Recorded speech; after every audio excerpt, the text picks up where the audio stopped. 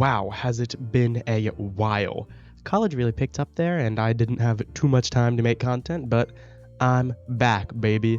As we approach Thanksgiving, I've managed to find some time to make content once again, and today we're going to be talking about the brand new REPO monster update. Pretty exciting stuff. I've got some tips, and I'm going to be ranking how difficult it is to go against them. Now, for those of you who have been here before, welcome back. It's great to see you again. And for those of you who haven't been here before, I'm Spikeaholic. Be sure to subscribe, and let me know what you think about REPO's brand new update. So, as I'm sure most of you guys know, they recently updated, added a brand new whopping 10 monsters and a whole abundance of new features. So we're going to be really quickly covering all of these new monsters and ranking them by how difficult they are to go up against. Because the game is a lot harder now with 10 brand new threats to go up against. So if you learned something from this video, smash that like button, hit subscribe. Again, thank you for 2,000 subscribers. I'm actually at 2,200 now. Things have been going well. Hope you're all doing well. Let's get into it. In my opinion, at the bottom of the list, the easiest monster to deal with out of all of the new guys, this is the birthday boy. This dude is completely docile. He'll just set up balloons around the map. He's a nice kid, excited to celebrate his birthday. Don't bother him, he won't bother you. Now, some issues may arise if you decide to pop one of his balloons.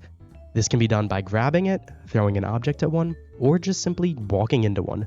This will greatly disturb the birthday boy, and he will attack any semi-bots around him.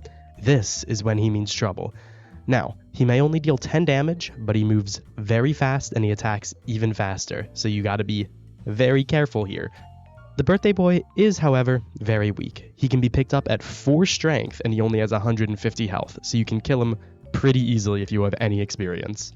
As long as you avoid popping his balloons though, you two can live in harmony. No killing needs to be done. This guy's very easy to deal with. Let's go on to monster number 2. And what we have at number 2, the second easiest monster to deal with in this update, in my opinion, would be Bella. Now, she may not look like much at first, just an old red bike moving on its own, but if you stand in her way or grab her too many times, she will go wild on you. This will only happen after she rings her bell 3 times in about 10-ish seconds, and if she does get angry, you will have a problem. She is extremely fast and next to impossible to dodge. She'll deal 5 damage per hit, but she'll only be angry for 5 seconds, so if you can run away fast enough, you will be okay.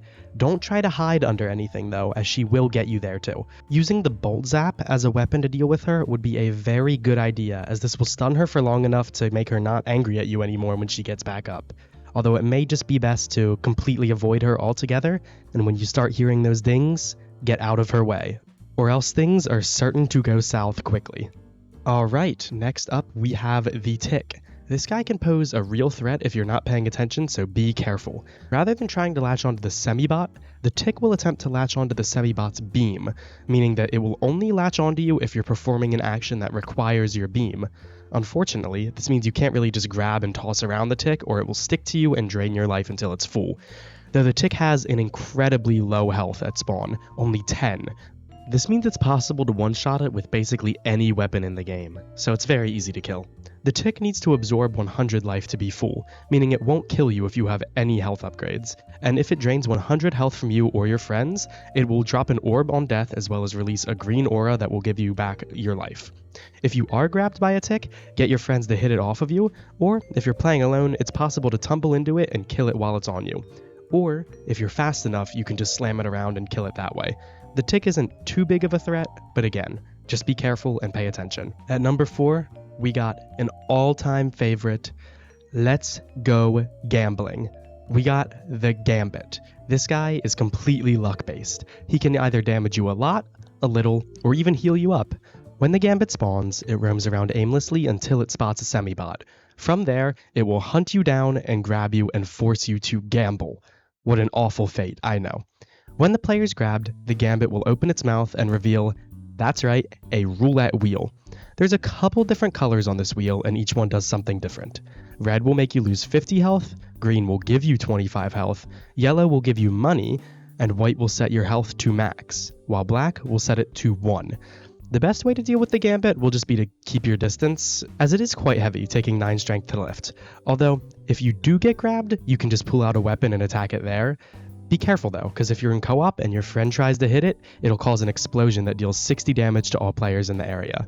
Now, everyone loves a bit of gambling, but my advice is to just not risk it and stay away from the Gambit.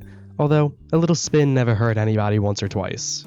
Alright, number 5, we got a very, very strange monster. This guy's super unique, my goat, Oogly. This monster's definitely one of the stranger ones in this update, although it's not too difficult to avoid if you know what to watch out for. Oogly will fly around randomly and have a green spotlight pointing downwards to signal where it can see. Now, your goal should be to just simply not go under the spotlight. Now, this can be somewhat difficult if you don't understand what this enemy is doing, but you can actually hide from it in a lot of ways. For starters, just crouching under any object/prop will work just fine, and the Oogly won't be able to detect you. Or, of course, you can just run. Now, if you want to kill this guy, it shouldn't be that difficult if you have 9 strength, because you can just grab it out of the sky, although it might be a little bit hard if the ceiling's high and you can't reach it. You can also just shoot it out of the air with weapons or loot. Throwing a grenade is an incredibly useful tactic against this guy, as it'll knock him out of the sky and you can grab him and get him from there. Now, if the Oogly does grab you, don't be super worried since it'll only do about 40 damage and then it'll teleport away. Although, it can be a little bit dangerous if you're around pits, so make sure to really avoid it if there's a pit in the room. Now, not super hard to deal with, but definitely not a walk in the park. That's why it's at number 5. Right, and here at number 6, we have this strange looking fellow. This is the Headgrab. You're able to pick this guy up at 4 strength, and he only has 150 health. So if you see him, you can kinda just toss him around to kill him, no problem. Now, if it sees you, it'll perform some crazy karate moves on you, and he'll be able to deal a hefty chunk of your health. This guy's not too bad in solo at all, but in multiplayer, he's able to pick up your dead friends' heads, and it will enrage. This will enable him to attack significantly faster, making him a lot harder to avoid and allowing him to deal a lot more damage. Now, this guy shouldn't be too big of an issue as long as it's not supercharged by a head. If you can kill it, just kill it and move on. Speaking of moving on, we're going to move on to number 7. Now, here is where the enemies start actually getting pretty problematic if you don't know how to deal with them right. So, let's talk about our number 7 monster, Elsa. She may appear to be a cute little white dog, however, just like the apex predator or the man-eater in Lethal Company, she hides a sinister form below her cute self. You see, Elsa will come up to a semi-bot and ask for attention. If she doesn't receive the attention that she believes she deserves in time, or if she takes damage from any source, she will enrage and attack the nearest semi-bot. This is a terrifying attack sequence, as she'll turn into some sort of dog Hulk monster and rush at the nearest semi-bot. Now, when she transforms, you'll have a few seconds to prepare. Run away and hide under something with a lot of space so you will be out of range of her. Consider a bed. This will ensure your safety, and she'll eventually transform back into that small cute dog she once was. If you don't feel like dealing with her at all, a duck bucket will do the trick just fine, and she can be completely negated. While on her own, she's not the biggest threat, she can cause real problems when you put other monsters into the mix, or if something else damages her that wasn't you. That will still enrage her and cause her to attack you. That is why she's so far up in this ranking. Alright, here at number 8, we have the Heart Hugger. This Venus flytrap looking enemy can really mess you up if it gets you. Upon spotting the player, it'll shoot a nice hallucinogenic pink gas that'll make you see this enemy as a friend, as a lovely pink heart. You'll begin to levitate towards it before it chomps at you, dealing upwards of 60 damage on top of the physics damage after it drops you. That is pretty terrifying stuff. The thing that can really make this guy an issue is that he can completely block off pathways you need to take, or if he's stationed next to a pit, he could just drop you down the pit after grabbing you and your run is over. You can't lift this guy unless you have 9 strength, and he has 300 health as well, putting him on the much stronger and healthier side of things.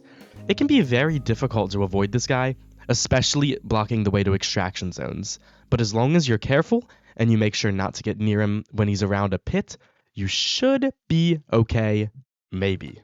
Alright, these last 2 enemies are some crazy threats. Ones that if they're in your game, you should be very worried for yourself. Here at the number 9 spot, we have the Cleanup Crew. This mash of fleshy parts takes an entire 13 strength to lift and has a whopping 350 health. He'll roam until he spots a semibot through either line of sight or hearing, and when it sees one, it will not hold back. This freak will launch an explosive head at the player that will deal 75 damage and leave behind a cloud of radiation. Now, that may not sound that bad until you realize the head that the enemy throws will move and will follow the player. This is insane behavior. Now, to survive this enemy, your best course of action will be to run away as fast as possible. If it launches a head, you gotta zigzag away since the head can only move in straight lines. If you do manage to kill this behemoth, watch out for the head that it drops on death that will also follow you. If you can get behind a wall, that is great. The head's pathfinding does not navigate around walls, so this should make you safe. This guy is not to be taken lightly, and you will struggle against it the first couple times you encounter it, because I know I have. Now, the final monster added in this update, and by far the most difficult to deal with, we have the Loom. This girl is absolutely terrifying. I mean, just look at her. Anyway, she takes 13 strength to lift and has a whopping 500 health. This is the same value as the Trudge, except this monster is a lot more difficult to deal with than the Trudge is. When she spawns, she will choose a random player to stalk. She knows where this player is at all times and will slowly move towards them the entire game. You'll know she's in your game because there will be an overlay of the Loom's hands that appear on the targeted player's screen. Now, the Loom will only leave its target alone under a couple circumstances. 1. Another player is exposed and closer to her. 2. It is unable to attack the semibot. Or 3. If you dodge the Loom's attacks 5 times in a row, all of those will cause the Loom to target a different player. Now, it's impossible to make her lose track of you, so make sure to always be on your toes if she's in your game. She moves incredibly slow, making her very easy to dodge, but if you're not careful, she will corner you. Some good methods to avoid her are holding out a door in front of her, which can cause her to miss 5 attacks and retarget, running around in circles while jumping to kite her attacks, or just simply running far away when you see her. She poses a massive threat to all players in the game, so make sure to heed this warning before you hop into your next game of REPO. Now, that's all the new monsters. How are you guys liking the update now that it's been out for a little bit? Do you think that REPO's too difficult now, or do you think we just have to get used to them and the difficulty will go back to feeling like it was before? Let me know what you guys think in the comments down below. If you enjoyed this video, make sure to subscribe and join my Discord, link in the description, if you want to chat with other people about games and stuff. I've been Spikeaholic, thank you for watching and have a great day.